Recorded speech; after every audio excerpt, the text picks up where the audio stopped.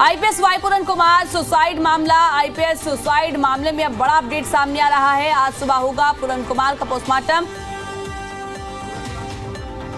करीब 4 बजे अंतिम संस्कार करवाया जाएगा। इस सूत्रों के हवाले जानकारी मिल रही है। चंडीगढ़ की एसएसपी कंवरदीप कौर चंडीगढ़ पीजीआई पहुंची और साथ ही आपको बता दें कि इस पूरे मामले में बड़ा अपडेट सामने आ रहा है, जहां लगातार परिजनों की तरफ से मांग रखी जा रही थी कि जब तक मांगे पूरी नहीं होंगी तब तक पोस्टमार्टम नहीं कराया जाएगा। 8 दिन बीत चुके हैं और अब इस पूरे मामले में अपडेट सामने आ रहा है और बताया जा रहा है कि आज पोस्टमार्टम कराया जाएगा और आज अंतिम संस्कार करवाया जाएगा। ये सूत्रों के हवाले फिलहाल जानकारी मिल रही है, इस पर पुष्टि नहीं की जा रही है। और आपको बता दें कि आज जो अपडेट सामने आ रहा है वो बताया जा रहा है कि पोस्टमार्टम आज कराया जा सकता है। ये सूत्रों के हवाले जानकारी मिली है और चंडीगढ़ की एसएसपी कंवरदीप कौर चंडीगढ़ पीजीआई पहुंची और आज बताया जा रहा है कि पोस्टमार्टम कराया जा सकता है, जहां पर परिजनों की तरफ से कई मुख्य मांगे रखी गई थी। जो सुसाइड नोट में चीजें शामिल थी, जो आरोप लगाए गए थे, उन सभी चीजों पर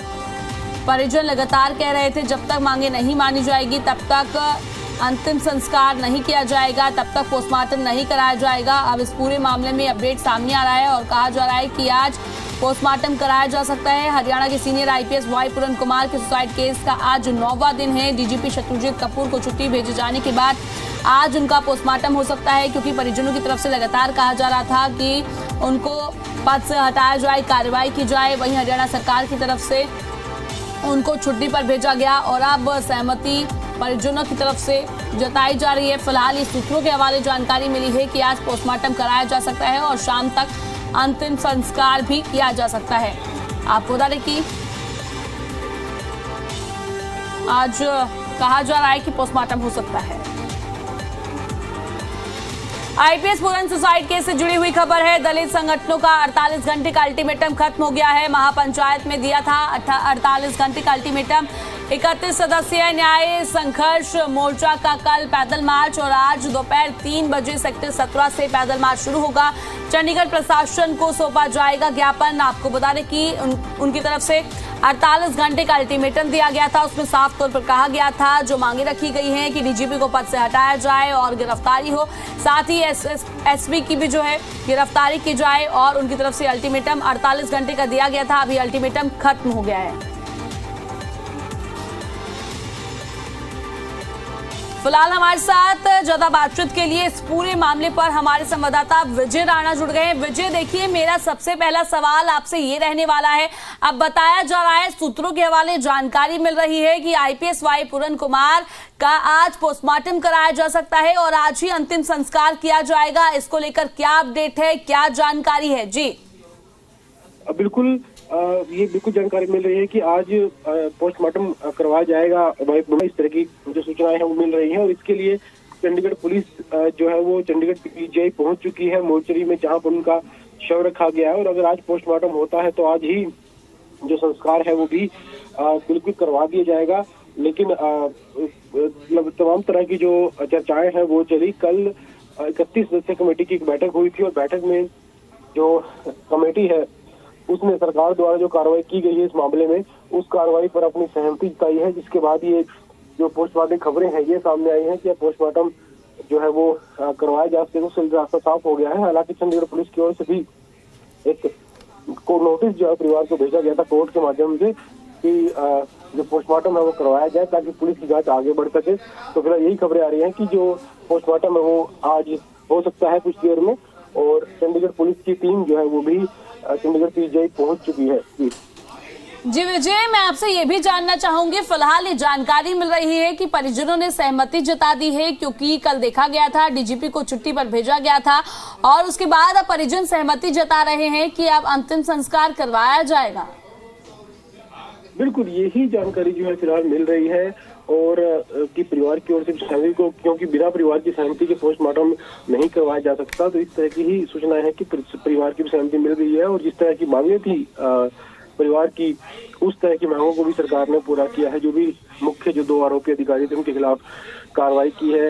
एक को पद से हटा दिया गया और दूसरे को छुट्टी पर भेज दिया गया है। तो इस तरह की कार्रवाई जो है सरकार की ओर से की गई है और इस वजह से अब ये सूचनाएं मिल रही है कि पोस्टमार्टम जो आज सुबह होगा और उसके बाद आज शाम तक संस्कार भी हो सकता है। और अगर पुलिस पहुंची है पीजे, थोड़ी देर में वहां पर परिवार भी जो है पहुंच जाएगा। जी देखिए विजय, जिस तरीके से दलित संगठनों की तरफ से 48 घंटे का अल्टीमेटम दिया गया था वो भी खत्म हो गया है और अब कहा जा रहा है कि आज पैदल मार्च निकाला जाएगा। इसको लेकर क्या कुछ जानकारी है?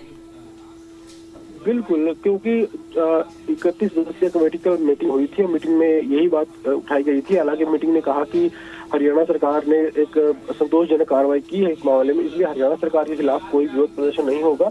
लेकिन चंडीगढ़ प्रशासन के खिलाफ जो एक ज्ञापन जरूर सौंपा जाएगा चंडीगढ़ प्रशासन को कि इस मामले में जो कार्रवाई है उसको तेज किया जाए, निष्पक्षता से इसकी जांच की जाए। तो इस तरह का ज्ञापन एक चंडीगढ़ प्रशासन को सौंपा जा सकता है। हालांकि विरोध प्रदर्शन नहीं किया जाएगा। एक जो प्रतिनिधिमंडल सेक्टर 17 में लोग इकट्ठा होंगे और वहां से एक प्रतिनिधिमंडल जो है चंडीगढ़ प्रशासन को पत्र सौंपने के लिए आगे बढ़ेगा। इस तरह की जानकारी है। जी ठीक है विजय, मैं आपसे ये जानना चाहूंगी कि जिस तरीके से आपने बताया इस पूरे मामले में और कि जो है विरोध प्रदर्शन वो नहीं करते हुए नजर आएंगे, जो है नॉर्मल मार्च निकाला जाएगा। पर मेरा सवाल आपसे रहने वाला है, क्योंकि अब तो परिजनों ने भी सहमति जता दी है इस पूरे मामले में, फिर क्यों ये पैदल मार्च निकाला जाएगा? देखिए, ये जो मार्च है ये इसलिए निकाला जाएगा क्योंकि सरकार की जो कार्रवाई रही इस मामले में उससे सहमति जो है कमेटी की ओर से जताई गई है और कमेटी उस बात से पूरी तरह संतुष्ट है। लेकिन कहीं न कहीं चंडीगढ़ पुलिस की जो कार्रवाई है उससे जो कमेटी है वो संतुष्ट नजर नहीं आ रही है, क्योंकि पहले एफआईआर दर्ज नहीं की गई थी, बाद में धाराएं उसमें नहीं जोड़ी गई थी।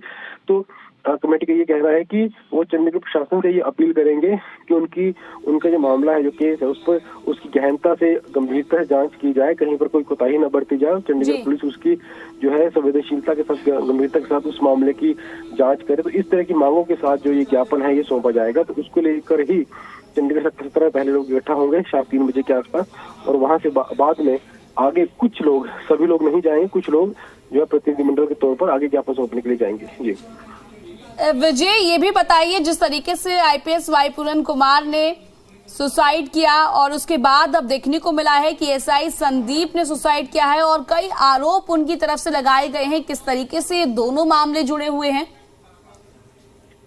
देखिए, बिल्कुल जो आईपीएस जो आईएएस जो संदीप कुमार की ओर से जो सुसाइड किया गया, मामले इसलिए जुड़े माने जा रहे हैं क्योंकि संदीप कुमार ने अपने सुसाइड लेटर में वाई पूर्ण कुमार का नाम लिखा है और करप्शन की बात की, भ्रष्टाचार की बात की और कई अन्य जो गंभीर आरोप थे वो लगाए। जो सुशील गनमैन था वाई पूर्ण कुमार का, वो भी, उस पर भी मामला जो है वो करप्शन का चल रहा है, उस मामले की जांच संदीप कुमार के पास थी। तो इस तरह से जो उन्होंने आरोप लगाए और अपने लेटर में सब लोगों के नाम लिखे और कई वाक्य भी लिखे, क्या कुछ चल रहा था विभाग में, तो उन सबको देखते हुए दोनों जो मामले हैं वो आपस में जुड़ते हुए दिखाई दे रहे हैं। हालांकि दोनों मामलों की पुलिस जांच कर रही है, हरियाणा पुलिस, चंडीगढ़ पुलिस जो है इस मामलों की जांच कर रही है। हालांकि जांच के बाद क्या निकलकर सामने आता है उसमें अभी समय लगेगा, क्योंकि जांच लंबी चलेगी, मामला बहुत उलझा हुआ है। लेकिन दोनों मामले आपस में बिल्कुल कनेक्टेड हैं। तो फिलहाल जांच के बाद ही इसमें जो है साफ हो पाएगा कि आखिर ये क्या मामला है। ठीक है विजय, आपने जानकारी दी उसके लिए बहुत बहुत शुक्रिया।